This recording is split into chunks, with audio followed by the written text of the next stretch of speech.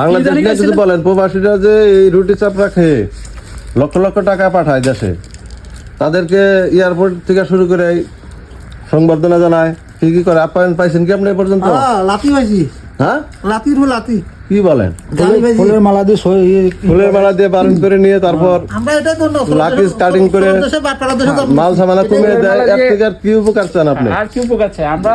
লাকিজ cutting করে ভিতর থেকে মাল সামানা কিছু কমে দিল, আপনি নিয়ে একটু আরাম পেলেন। আমার এক বড় ভাই বলছিল যে আওয়ামী লীগ সরকার এসে দিছে কি বিএমএটি কার্ড, আর এখন বিএনপি সরকার দিতেছে প্রবাসী কার্ড। প্রবাসী কার্ড, এটা ভালো জিনিস। এটা ভালো জিনিস, আপনি যান, আপনাদের সাদর গ্রহণ করবে।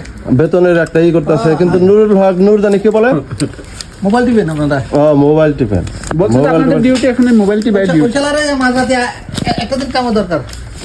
হ্যাঁ হ্যাঁ হ্যাঁ, মালদা খেজুরের বাগানে অথবা আলুর যে চাষ করে ওখানে না টমেটো 10টা থেকে সকাল 10টা থেকে 1টা 1:30টা পর্যন্ত দিয়ে দিলে পরে বাস।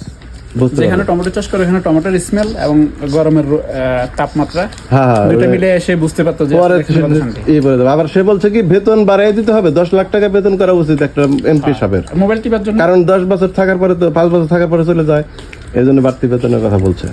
এই বিষয়ে আপনি কি বলেন? বেতনটা বাড়াই দেওয়া উচিত না নুরুল হক বিপি নূরের?